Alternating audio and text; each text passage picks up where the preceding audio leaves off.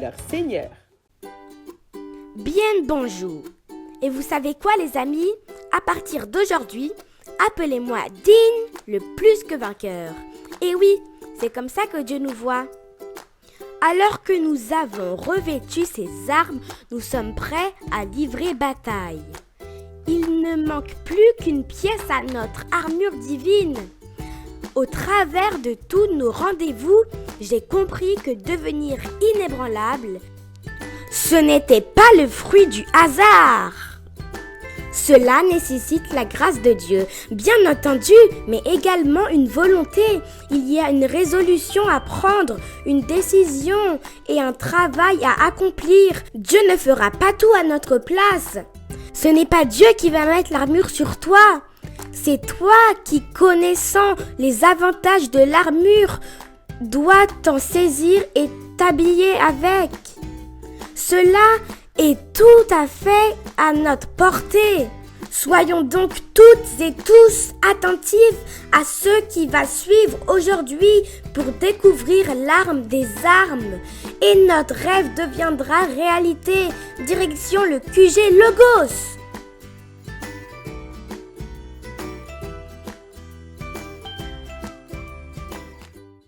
Bien le bonjour les amis. Et oui, nous y voici enfin. L'armure complète est sur le point d'être dévoilée. Vous êtes tous là? C'est super! Nous allons finir ce jour notre passionnant thème, le secret pour devenir inébranlable. Et répondre comme d'habitude à toutes vos questions. Dean, et vous les amis, j'espère que vous avez compris maintenant le secret pour devenir ce héros que vous aimez tant. Ce n'est pas dans une bande dessinée, ni dans un film à grand succès, ni dans un déguisement. Non, non, non. Pas besoin d'une mutation génétique, ni d'un accident nucléaire, ni de piqûres d'insectes, ou autre phénomène inexplicable ou super pouvoir. Ce secret, pour être inébranlable, se trouve dans la Bible. Si tu en possèdes une, alors sache que tu as entre les mains la vérité de Dieu, la connaissance de Dieu, la sagesse de Dieu, l'intelligence, l'omniscience, la puissance illimitée de Dieu. 1 Jean chapitre 5 verset 19 nous dit que le monde est sous la puissance de l'ennemi. Nous l'avons bien compris. Les armes de Dieu servent à se protéger, oui, mais également à attaquer. Toutes les armes que Dieu nous a données sont utiles pour contraindre l'ennemi, l'obliger, le forcer à lâcher prise, c'est-à-dire à fuir, à capituler, à totalement abandonner. Et aussi pour que l'ennemi échoue dans tous ses plans néfastes de malheur et de destruction.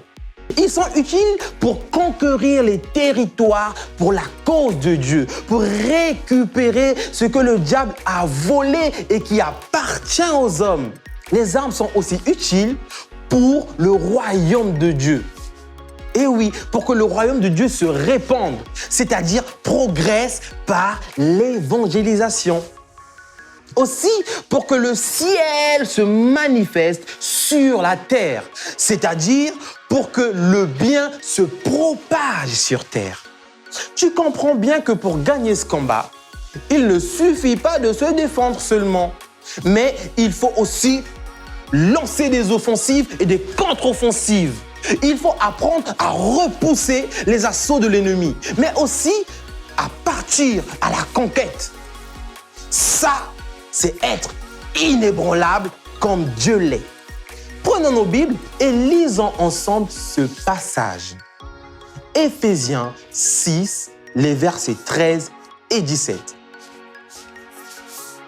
C'est pourquoi prenez toutes les armes de Dieu afin de pouvoir résister dans le mauvais jour et tenir ferme après avoir tout surmonté.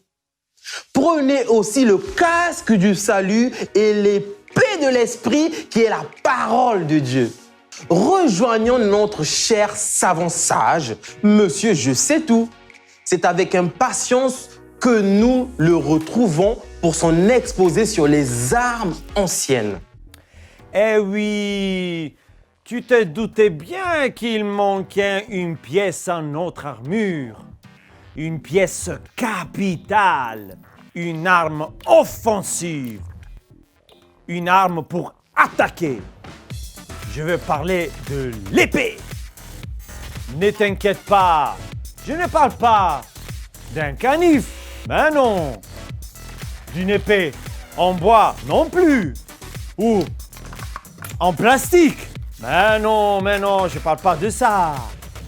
L'épée fait partie de tout l'attirail de guerre de cette armure romaine que nous étudions depuis plusieurs jours afin de comprendre les réalités bibliques. En effet, comprendre les choses naturelles nous permet de mieux comprendre les choses spirituelles. Les choses qu'on ne voit pas à l'œil nu, mais qui sont vraies et plus importantes que les choses naturelles. Revenons à l'époque de l'apôtre Paul. Cette époque où les Romains régnaient sur un empire qui s'étendait tout autour de la Méditerranée. L'épée, c'est l'arme de guerre par excellence, indispensable pour le combat. L'épée était personnelle. Chaque combattant avait la sienne. Il ne la prêtait pas. Non. Ils y tenaient et l'entretenaient avec soin. L'épée du combattant romain était fabriquée en fer ou en bronze. Elle mesurait à peu près 70 cm de long. De forme longue et fine, leur épée était pointue, au bout et tranchante des deux côtés. Elle était attachée à la ceinture, vous voyez, tout près du corps, ce qui permettait aux soldats de la transporter facilement et de la sortir également facilement. L'épée était une arme offensive, redoutable, efficace, précise pour ceux qui savaient l'utiliser.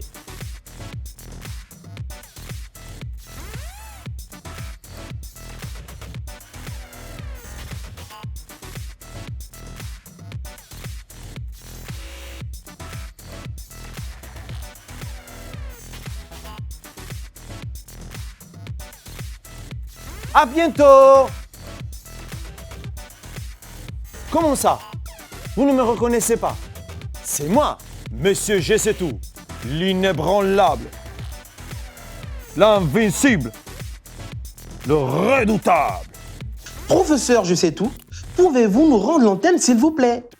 Ah oui, bien sûr. À quelle adresse vous écrire, Monsieur Je sais tout, si nos amis veulent vous poser une question? Nos amis peuvent m'écrire à l'adresse qui s'affiche sur l'écran. Et surtout, n'oubliez pas d'écrire « Question pour Monsieur Je sais tout ». Alors, à bientôt! Tu as bien entendu? N'hésite surtout pas à lui poser tes questions au sujet de Dieu, la Bible, un sujet qui te préoccupe et il se fera un plaisir de répondre lors d'une de ses prochaines visites. Maintenant, tu sais à quoi ressemble l'épée utilisée par les soldats de l'ancienne époque. Revenons sans plus tarder à notre texte de référence dans Éphésiens, le chapitre 6 et le verset 17. Prenez l'épée de l'esprit. Comme la Bible explique la Bible, prenons un passage pour aborder ce que Dieu nous enseigne sur ce qu'est la parole de Dieu et quel est son pouvoir. Lisons ce passage dans le livre de Matthieu au chapitre 4 des versets 1 à 11, version parole vivante. Alors l'Esprit Saint conduisit Jésus dans une contrée solitaire pour qu'il y soit mis à l'épreuve par le diable. Après avoir jeûné pendant 40 jours et 40 nuits, il fut tourmenté par la faim. Alors le tentateur s'approcha et lui suggéra ceci. « Si réellement tu es le Fils de Dieu, commande à ces pierres de se changer en pain. » Mais Jésus lui répondit, « Il est écrit, pour vivre, l'homme n'a pas seulement besoin de pain, mais aussi de toute parole que Dieu a prononcée. » Alors le diable le transporta dans la cité sainte et le déposa sur la terrasse du temple. Puis il lui souffla. « Si tu es réellement le Fils de Dieu, lance-toi dans le vide, car il est écrit. Il ordonnera à ses anges de veiller sur toi. Ils te porteront dans leurs mains pour que ton pied ne se blesse pas en heurtant quelques pierres. » Jésus lui répliqua. « Mais il est aussi écrit, tu n'essayeras pas de forcer la main du Seigneur ton Dieu. » Une nouvelle fois, le diable l'emmena et le transporta sur une très haute montagne. Là, il fit passer devant ses yeux tous les royaumes du monde. Il en déploya la richesse et la magnificence.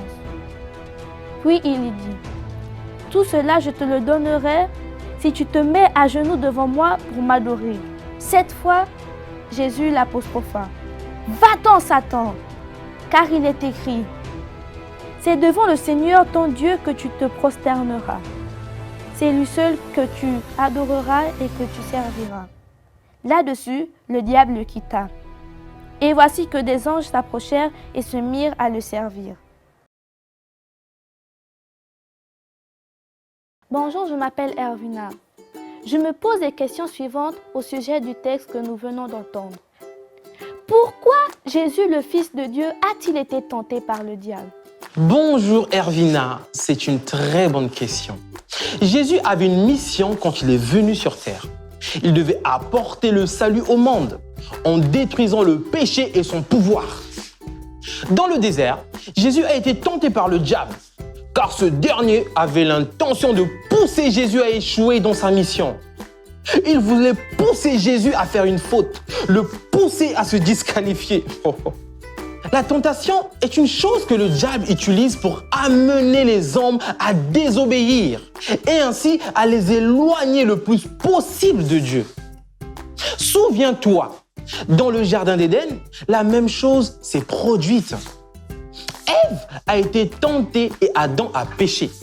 La conséquence, c'est que Adam et Ève ont été chassés de la présence de Dieu après leur désobéissance. Dans ce passage, le diable tente Jésus de plusieurs manières. La faim, la désobéissance, la convoitise des richesses et la gloire que le monde peut donner. Les choses n'ont pas changé. Non, non, non, non.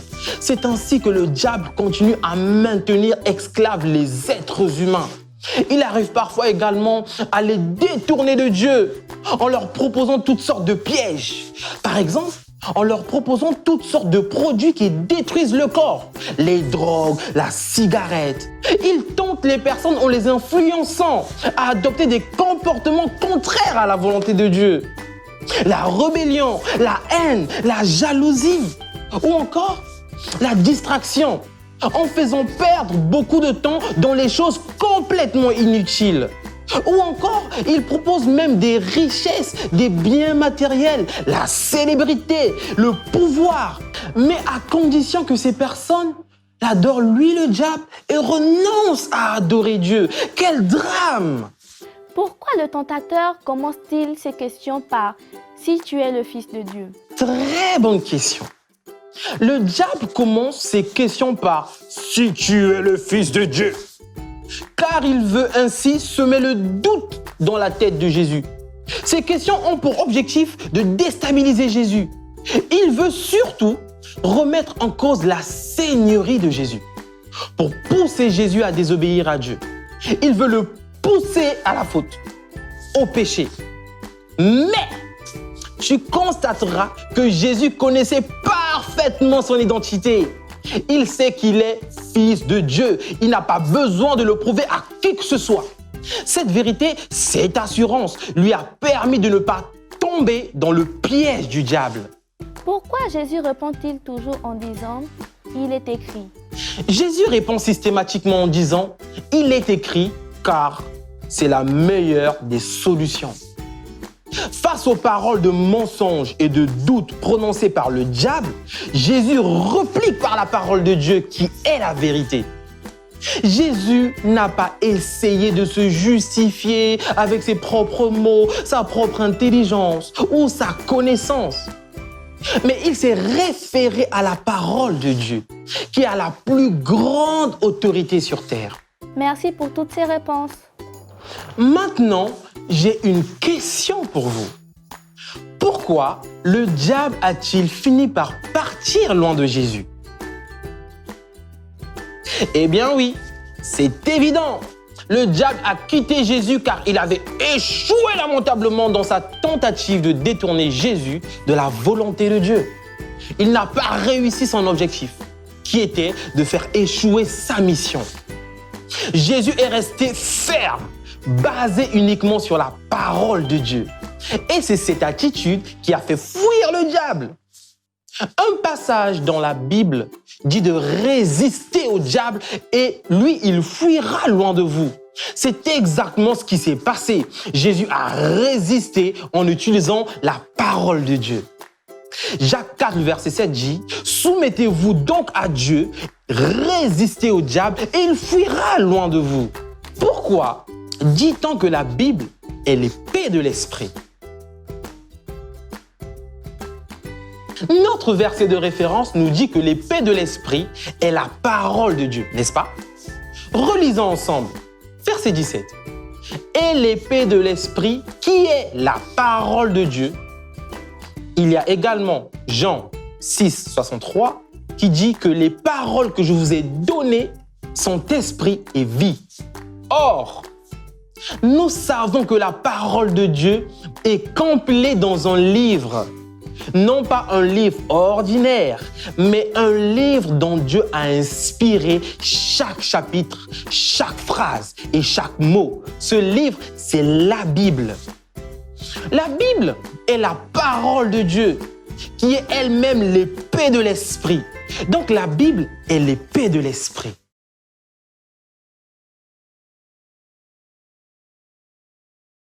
Nous avons défini l'épée puis la parole de Dieu. Maintenant, tentons de comprendre ce que représente l'image de l'épée de l'esprit. La parole de Dieu est une arme offensive comme l'épée. Elle est indispensable pour surmonter les épreuves et les difficultés. Quand la parole de Dieu est brandie, telle une épée, elle emmène les adversaires à capituler, à rendre les armes et à fuir. Comme cela a été le cas dans la vie de Jésus. L'épée, c'est une arme d'attaque, une arme d'assaut. Eh bien, c'est pareil pour la parole de Dieu. Utilisée de la bonne manière, elle crée des dégâts dans le camp adverse. La Bible est comparable à une épée, les amis, car c'est une arme qui est très puissante et redoutable. En fait, elle permet d'envoyer des missiles spirituels partout. Piou, piou, piou, piou, piou, piou, piou, partout. Ça, c'est ce qu'on appelle la prière. Beaucoup de gens veulent prier, mais ne savent pas prier, même les chrétiens. La seule prière efficace, c'est celle qui est basée sur la parole de Dieu. Celle qui cite la parole de Dieu, la Bible. Et oui, la Bible est l'arme dont tu dois te munir pour prier, pour combattre. Prier pour une guérison, prier pour une réussite, une conversion, pour changer une décision injuste, pour obtenir une victoire, pour la paix dans une famille ou dans un pays. Mais il n'y a pas que les prières de combat qui nécessitent l'épée de l'esprit. Toute prière doit être faite avec la Bible.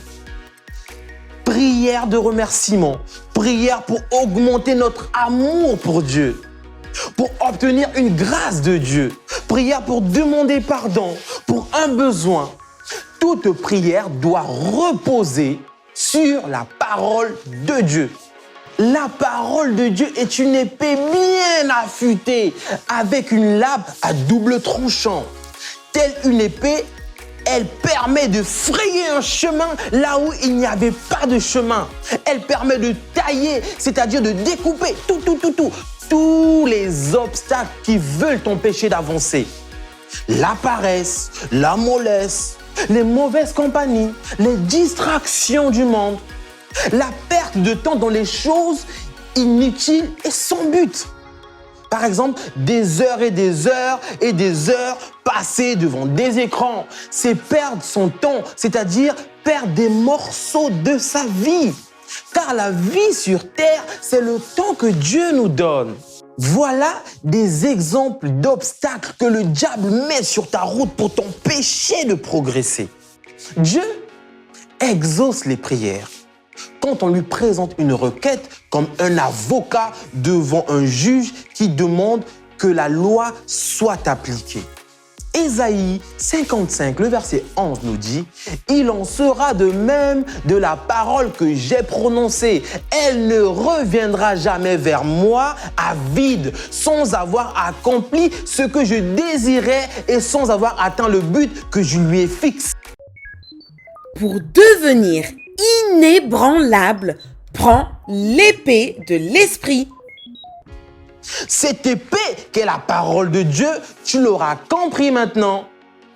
Elle doit être brandie, maniée avec foi, avec énergie pour être efficace. La Bible, c'est la parole de Dieu. C'est une constitution. Elle contient toutes les lois de Dieu pour vivre selon sa volonté. Il faut donc que tu connaisses ces lois, que tu apprennes à parler et à prier selon la Bible, selon la parole de Dieu. Oui, il est important pour toi, c'est vital de lire la Bible, la connaître, la méditer, la retenir, la proclamer et s'attendre à ce qu'elle agisse. L'épée de l'esprit, tu en as besoin pour ne pas douter.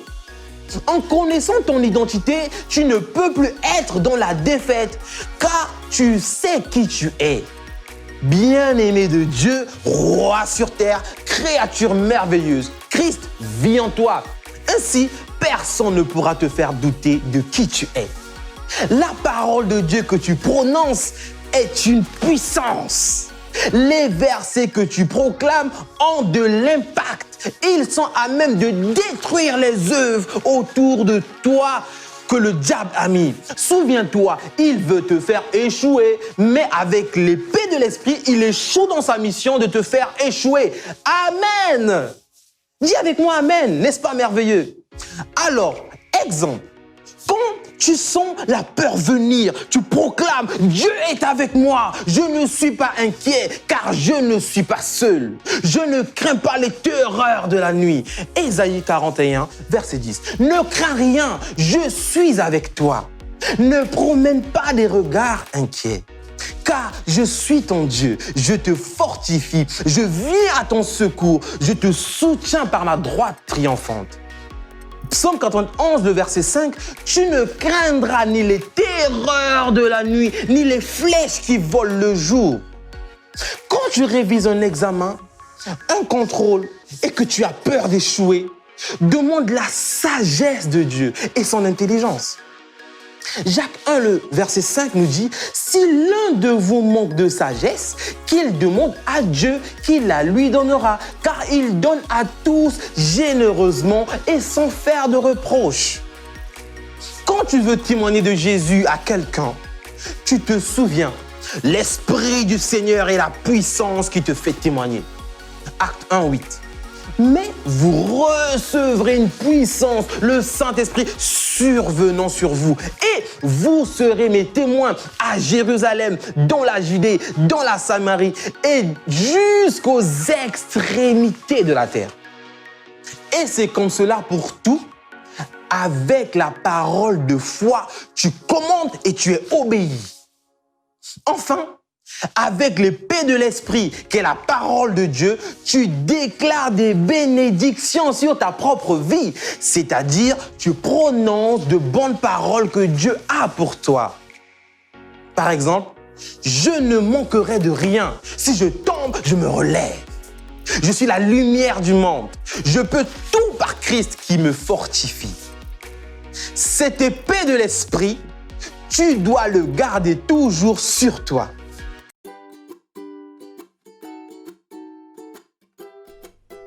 J'ai été bien attentif et j'espère que toi aussi.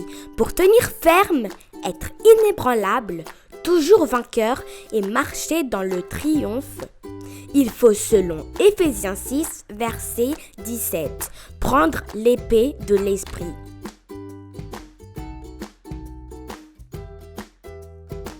Prendre l'épée de l'esprit signifie utiliser la parole de Dieu comme la base de toute prière, le socle sur lequel bâtir sa vie comme le fondement de son système de pensée. D'où l'importance pour chacun de nous de lire, de méditer encore la Bible. La parole de Dieu en nous, c'est la meilleure des armes offensives. Rien ne lui résiste, tout est soumis à la parole de Dieu. Et oui, la métamorphose est complète maintenant. Avec la ceinture, la cuirasse, les chaussures, le bouclier, le casque et maintenant l'épée, je suis prêt plus que jamais. Je suis ce super-héros que je rêvais tant de devenir. C'est possible pour toi aussi et pour tous ceux qui comprendront ce message. Alors prêt pour le combat, prêt pour la victoire, prêt pour la mission, revêt-toi de toutes les armes de Dieu.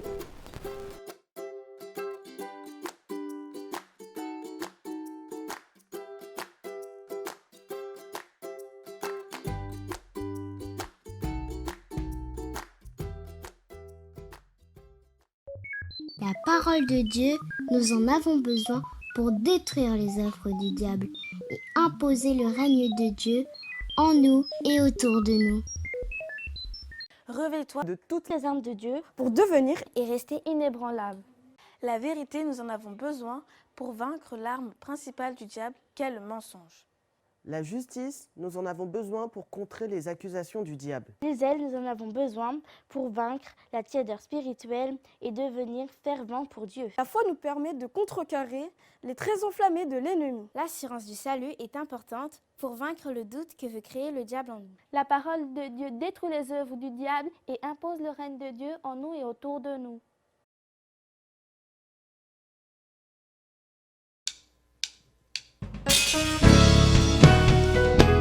Hey J-Kid, un jour de plus pour célébrer notre Dieu, parce qu'il est notre Seigneur, parce qu'il est notre Sauveur, mais aussi parce qu'il est notre Maître, celui que nous servons.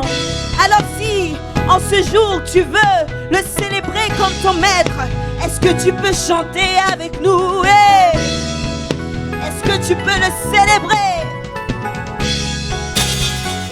Plusieurs viendront, au Maître ils diront Seigneur, Seigneur, nous pas fait en ton nom, des miracles, des prodiges, plusieurs croiront, que ceux qui plaisent au Père, que ceux en qui le Père prend plaisir, sont ceux qui ont été utiles, sans lui être agréable. Plusieurs viendront, au Maître ils diront Seigneur, Seigneur, n'avons-nous pas fait en ton nom des miracles et des prodiges? Plusieurs croiront, ceux en qui le Maître prend plaisir, sont ceux qui ont été utiles, sans lui être agréable. Hey! Même l'approbation ne sera que pour ceux qui ont été des serviteurs bons et fidèles, qui auront œuvré dans l'intimité du Seigneur. Mais l'approbation ne sera que pour ceux qui ont été des serviteurs, qui bons et fidèles, qui auront œuvré dans l'intimité du Seigneur. Voilà pourquoi j'ai choisi d'être un bon et fidèle serviteur pour entrer dans la joie de mon Père. Choisi d'être un bon et fidèle, choisi d'être un bon et fidèle serviteur pour entrer dans la joie de mon Père. Choisi d'être un bon et fidèle serviteur pour entrer dans la joie de mon Père. Choisi d'être un bon et fidèle serviteur pour entrer dans la joie de mon Père. J'ai choisi d'être un bon fidèle dans mon service pour le roi du roi. J'ai choisi de servir Jésus. J'ai choisi de le servir, peu importe mon âge, peu importe les lieux, que ce soit l'école, que ce soit l'église. J'ai choisi, que ce soit dans ma famille. J'ai choisi d'être un bon fidèle serviteur pour entrer dans la joie de mon Père. Choisi d'être un bon et fidèle serviteur pour Jésus mon sauveur. J'ai choisi d'être un bon et fidèle serviteur. J'ai choisi d'être un bon et fidèle serviteur pour entrer dans la joie de mon Père.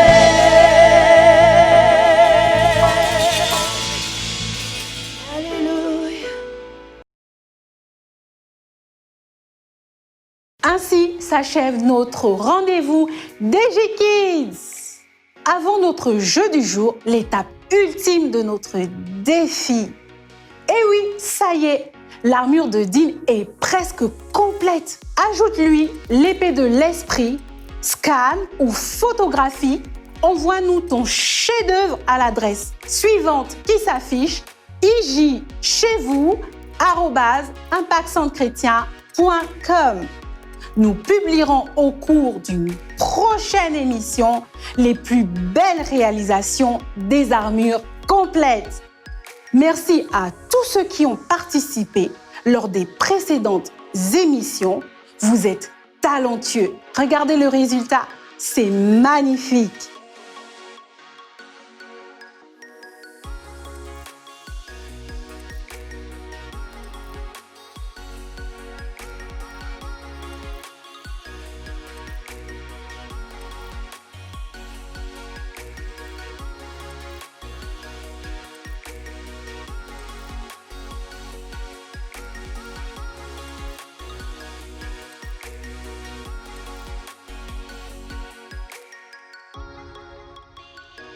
Maintenant, c'est l'heure du jeu.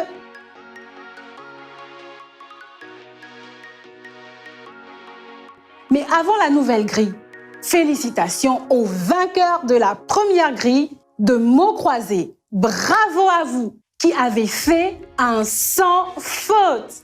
Voici une nouvelle grille. Je vais te donner un temps déterminé pour essayer de la remplir. Trouve le ou les mots mystères le plus rapidement possible. Pour cela, sois attentif aux différentes définitions. Alors, es-tu prêt? Le compte à rebours va commencer!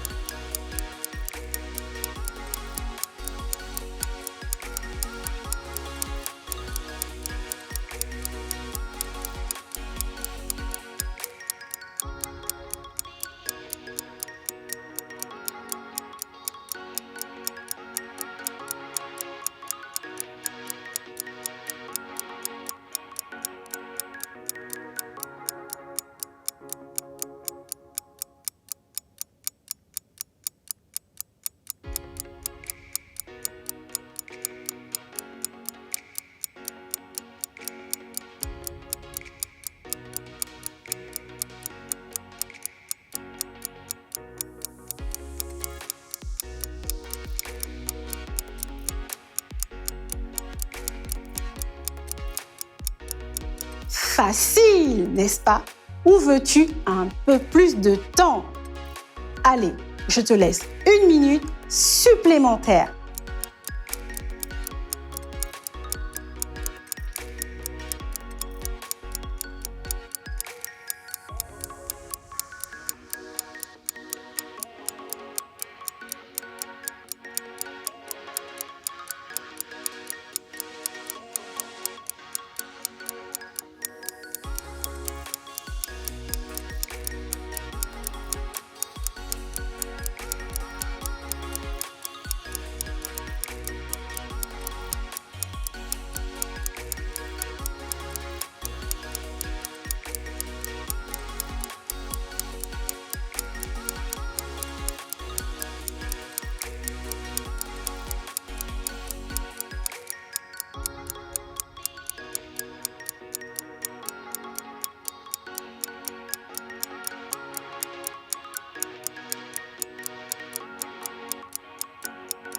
Pour gagner, tu aurais dû trouver les mots suivants.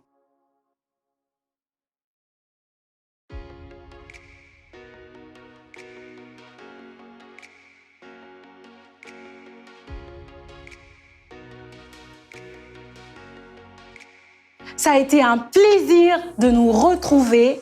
Nous nous quittons en espérant vous revoir sur la chaîne YouTube Impact Junior TV. Tu y trouveras assurément ton bonheur. Tu pourras partager, commenter tes émissions préférées, les chants, les chorégraphies, les jeux, les émissions à thème. Je vous dis au revoir et à bientôt au rendez-vous DG Kids. Que la grâce du Seigneur Jésus-Christ, l'amour de Dieu et la communion du Saint-Esprit soient avec vous tous.